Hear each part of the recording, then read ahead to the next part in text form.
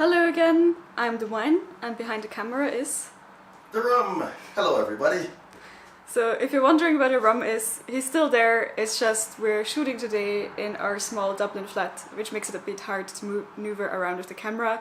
We have to decide it on someone's height and it was easier to do that with the shortest person, so you're stuck with my face for the video. So yeah, pretty much it's a, a rainy Sunday. Your average Dublin Sunday, it's just been raining all day, it doesn't seem like it's gonna stop at any time. So we thought, we'll try something new today. We want to clean our kitchen cupboard, and before you run away and you're like, oh, don't remind me of boring things I should probably do myself. Here is how we're gonna try and make it fun. So first of all, if you didn't know, I'm from Austria, the rum is from Barbados, and recently we went to Austria to meet with my family and some of Sam's relatives, and we did this big trip in a minibus. But basically, when we came back, our entire suitcase was full of Austrian goodies and Belgian goodies and Trini goodies. And when we came back, we kind of just shoved them into the kitchen cupboard because we had to go to work the next day, and now we're like, it's time we organize all of that and actually take a proper look at all the nice things that are there. And that especially I'm excited about, to get to try a lot of new things. So yeah, we're gonna not show you every little tiny boring bit of cleaning, don't be worried about that. We'll just show you our process a bit and then show off some of our Austrian and Belgian goodies. So let's get started. So step number one is you'll get to see how dirty our kitchen is right now. Like we said, we only came back from holiday and shoved everything into the cupboards, so don't judge us too much. But pretty much the first step is going to be that I'll just bring everything that we have in the cupboards out here. And when you see the footage of our kitchen, also a good time to see if you wanted to know what a Dublin kitchen looks like in one of these tiny apartments, you'll understand why we're doing this out here, because there is no space in the kitchen. So let's get started!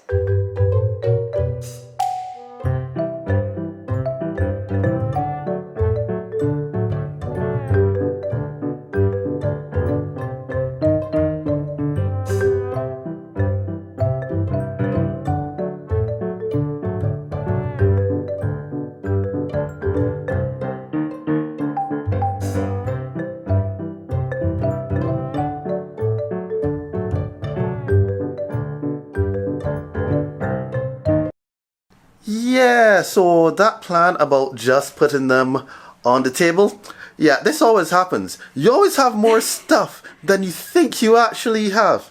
Look at all this. A lot more. Those cupboards are deep. I forgot to go around the corner and there was a ton of stuff I didn't even realize was there anymore. Ha, you thought, wait, that's a Julia out there? Thought you weren't going to see my face, huh? Well, hi, the allure of the camera was way too much. And Julia literally just stood on something to get this height. I am this tall. For real. I am saying nothing. So, why are we here? Why are we doing inventory? Well, it's kind of easy. You kind of move into a flat and you think, oh, I don't have that much stuff. Then you wait a year later and you're like, oh yeah, we do have that much stuff. Also, there's a very interesting second reason. Which is... Yeah, there may have been some incidents where food was bought and it kind of fell to the back of the cupboard into the dark abyss, and we found it a bit later and we're like, this went off date 2 years ago, why is it in here? And so to prevent that from happening in the future, we're just taking stock of everything that's there, including expiry dates this time, so nerd alert for all the organizing and stuff. Yeah, it's taken a bit longer than we anticipated. Yeah, she's looking at me because she's like, oh, Sam's probably going to have a timer and think about, this is taking too long. Need to speed this up. Yeah, don't worry. We're going to stop talking and get back to work now. Okay, so, how's it going? Well, it's been a bit, we've changed strategy a bit again. So the app we're trying to use to do the inventory, it takes quite a bit of time to enter because I'm in the kitchen. I'm like, okay, so I have this, when does it go off dates, then I run back to the living room. So instead what I'm doing now, I'm writing everything down on paper so I can do the data entry later. But yeah, there's still a lot of stuff to go, and there's more cupboards that we haven't even touched yet. So stay tuned. So it's hours later, but we finally made it. We are almost finished, but we come to the more interesting part maybe for you, or more definitely the part we were looking forward to, which is looking at all the goodies we found in our cupboard. Yeah, so we're not opening a shop, though you might think so. This looks like a wonderful array for one of those little neighborhood shops, but no, this is our haul for the year. Thank you very much, family from Austria Barbados and Trinidad, for this lovely stuff. All food. So, what are we going to do? Besides eat it later on, not right now. Yeah, it's taken us so long that we're not going to show you behind the scenes, but pretty much we were like, let's get takeout, because we've been cleaning for so much, we're still not done, and we don't want to ruin all the organization by starting to cook from scratch again. So, I have organized, you see the theme of the video is organization, I've organized everything from sort of mains, baking to snacks and desserts. So we'll make our way around the table one by one and show off our little goodies. So first up we have one of Sam's favorites, windmill hot pepper sauce from Barbados. You want to explain what it is, Sam? Because I can't eat it because it has black pepper in it. Well, it's hot pepper sauce. That's pretty much the gist of it. Yeah, pretty much. I think it was a recommendation Mom told me that Dad would always buy. So yeah, I'm kind of like, hey, let me do something traditional and buy hot sauce. Basically, what I remember doing is we used to eat it with cheese and bread. You know, it's like put hot sauce and cheese instead of mustard, something like that. Works pretty well. So when it's snack time, I know what I'm going to do there. Keeping with the theme of spices, we have some mother-in-law, which people are probably laughing right now because I'm not pronouncing it properly. Fish and shrimp seasoning.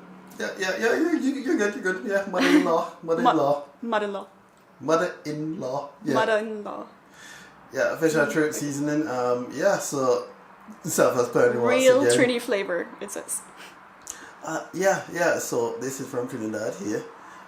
I am not going to try and do a fake Trini accent. Even though I'm half Trini, I cannot get this accent done. I'm too Bajan, sorry peoples. Yeah, so I'm going to look forward to putting that with some fish. Don't know how well I'll go for salmon, so we're definitely going to do some steak fish. Next up, since we have Trini seasoning, we also have to have Bajan seasoning. Yeah, we know this. Season your food, people. Yeah, we that's one of our several packs of that. Can't get enough of it. Yeah. So the next item is, I didn't think it was necessarily Austrian, but it's been really hard to find it here. So I guess it counts. And that is Kieferbohnen, or also just runner beans. And what we do in Austria is we put them in a salad with pumpkin seed oil, which is really nice. Sam really enjoyed it eating at a Heurige. It's delicious. So we're gonna attempt to make some of that ourselves sometime. Then we have one more Caribbean seasoning I forgot to mention. Yeah, of course, you gotta have the curry. Any specific story about that? It's the first time I'm seeing this. It's gonna be curry with coconut flavoring. I'll be good. The next item we have is another Austrian one. Semmelknödel. And if you shop regularly at Lidl, you probably recognize the Alpenfest logo.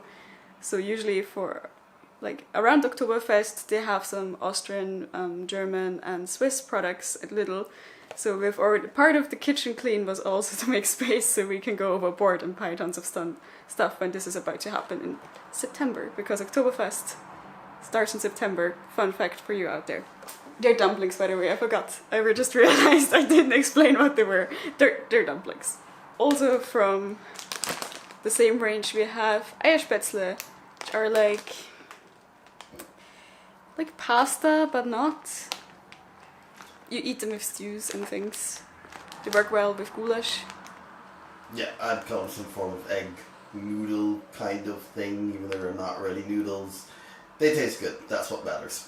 Yeah, we ate them a lot in the cheese variety when we went on our Austria trip to the west, like to Salzburg, where they're very famous for that dish, I guess. So another Austrian thing, which is probably something I could have gotten here as well, is seminola. It's used in a lot of Austrian dishes for baking, dumplings, anything. It's also sort of the Austrian type of porridge that you can make with that Grießkoch. It's a nice emergency food, so I just like to have it around. The next two I'm excited to try. Cassava flour and a cassava pancake mix. So in the Caribbean, cassava is very popular. I haven't eaten it that much, but it's really interesting to me to put other things in flour because I've only grown up with boring, plain wheat flour. Yeah, so sorry to interrupt there. Also if you're on a gluten-free diet, these will be very useful to have. I've had a cassava flour with some cakes or something like that, but don't think I've tried exactly cassava pancakes as these might turn out. So we'll see. I know we've got some Canadian maple syrup somewhere, so that'll be fun. Canadian, it's from Tesco, but I don't know how actually Canadian it is. With the theme of baking, we also brought some ground poppy seeds. As you heard by Sam's reaction and my confused look at first until I realized he already saw this in my hand and that's why I was making that noise. It's one of his favorites in cakes. Mostly cakes that we put it in, sometimes other types of pastry and like savory pastries. It's just a common thing for one of the areas in Austria where they put this pretty much in everything. So we also found it wouldn't be like a Caribbean home without some actual sugar instead of the white sugar made from sugar beets like we have in Austria, like I've learned. Only one of these I would call actual sugar, but that's just me. So, funny story here. Sam sent me to buy some sugar, so I went down the aisle and I looked at the sugars and I was like, I know the Caribbean one is supposed to be really dark. So I just get the darkest one and that has to be right. Right? And I was like, you poor summer child, I don't care if it's from somewhere in the Caribbean, that's not sugar. I need my nice goldenish looking brown sugar. It does say dark brown soft sugar. Golden brown sugar, thank you very much. Which I assume that is. Yeah, it's probably not from Barbados, so, it's fine, it'll do the job. And our last baking item, which was the reason we went to a spontaneous IKEA trip yesterday, is this a great cake mix. Yeah, you're gonna probably see all about this in a video coming later this week. Yeah, so this is us preparing for Christmas. Have a nice already in cake. August. Yeah, that's how long it'll take to prepare. But we'll explain exactly what this does in the next video. Ooh, suspense. And then we're already in the snacks area. We have so many snacks, and to be honest, we have way too many sweets because we haven't been eating them. But we're looking forward to these new Belgian and Austrian sweets. So first, there's Ovaltine. I don't know what to say other than that they're delicious and I eat them really fast when they're there. Yeah, not quite fully Caribbean, but they're there. They're everywhere. You were a kid growing up, there was Ovaltine in some form or the other. A bit sweeter, an Austrian snack is sort of Tortenecken would literally mean like sort of cake slices, but it's actually wafers with hazelnuts in between. You'll see a theme here, because we also have these. Also Sam's favorites. I remember the very first time he came and he tried this and he loved them, and my entire family thought it was like the cutest thing that he loved Mannerschnitten so much, so they've been buying them for him every Christmas, every birthday, everything. And now we have way too many of them in the cupboard. More than I can eat in a reasonable amount. The same with Mozartkugeln. I was expecting Sam to make a sound, he didn't. Usually he's very excited about them as well. If you didn't know, basically Salzburg, city in Austria, Mozart, a pastry chef there came up with this particular type of chocolate ball with like pistachio and marzipan and stuff in the middle. It's a thing that gets exported to all over the world. Also, we eat them a lot as well. It's a nice little snack. Speaking of chocolate, I have to admit that's actually, I think, the only sweets we have in the entire house that we actually bought and that we weren't gifted. I couldn't resist some Milka. Especially the one with the toffee and the nut. I remember when we first brought them out, I loved this. My entire family, we would like, there was like a cupboard where it was hidden and everyone would like go and sneak a piece And you come back like 20 minutes later and there was like only half the bar left and you're like, I see you, I see you. Not a Bajan thing, or yeah, it says Bajan made. Some nice pineapple jam. I've never had jam made out of pineapple. Yeah, Any it's comments? gonna taste like pineapple and it's gonna be sweet. Yeah, this is the same company that makes Mobby. If you remember Mobby, you need to go back and watch one of our videos with our shopping in Barbados. Right, make a loving ode to Mobby, which I'll save everyone and not repeat it today. That's why we excluded. Obviously, we got bottles of Mobby as well that we brought over, but we were like, let's save that for another time. But speaking of drinks, we got this, and I'm still not quite sure how it works. Explain, Sam. It's like actual cocoa, you know. That's what it says. 99% pure cocoa. Okay. Yeah, you know. How do you? It doesn't come with instructions.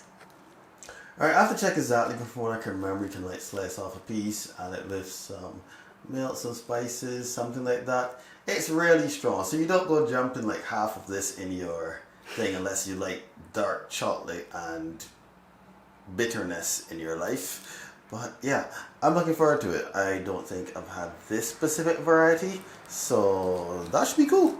So probably Christmas or even before then. Yeah, I'm not waiting for Christmas to try Before then. hot chocolate. Yeah, Ireland's cold a lot, so yeah, Christmas can be all year round. I know, I won't stop with the weather jokes until somebody tells me to stop.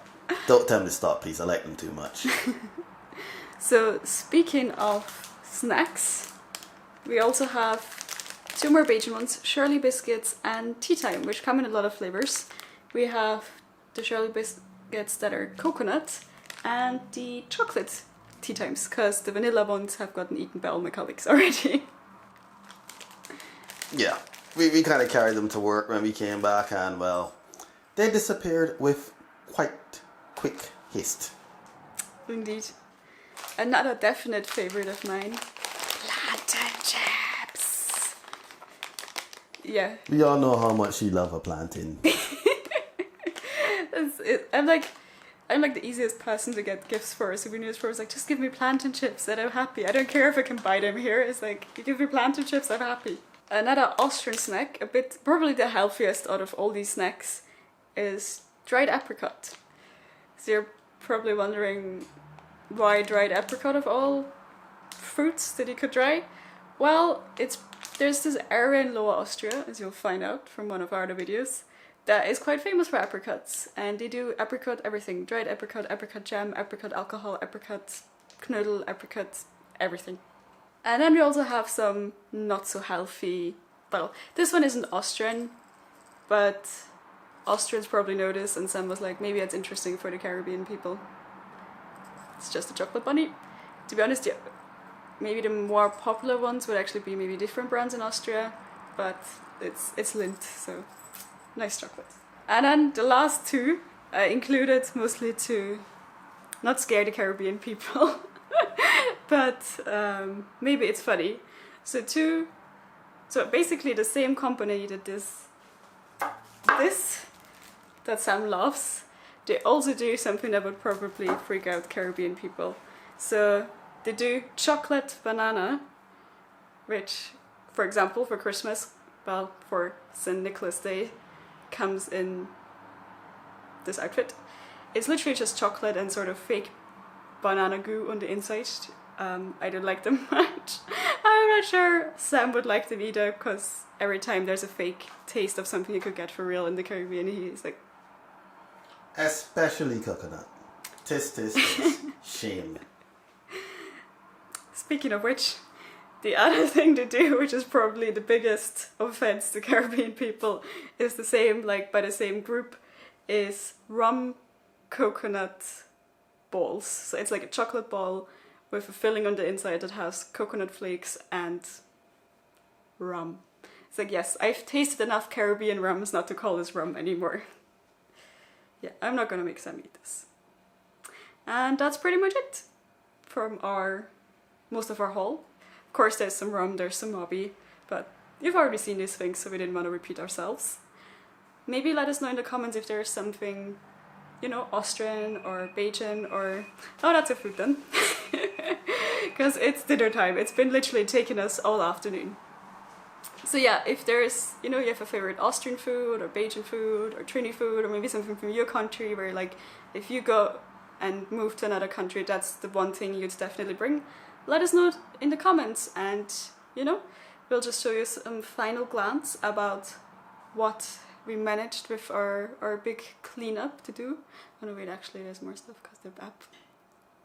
I was about to do an outro, never mind.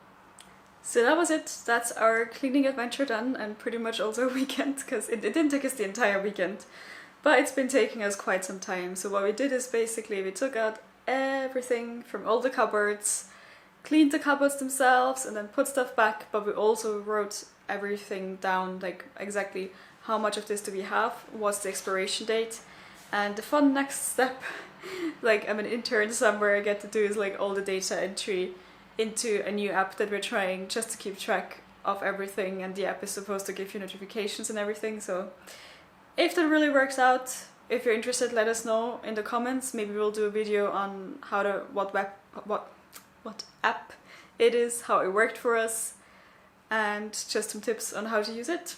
Is it something you're interested in? Let us know. So yeah, I hope you liked the video. Make sure to subscribe and ring the notification bell. And if you're now already hungry after watching all that food like we do, check out some of other food related videos up here when you click this playlist. See you next time!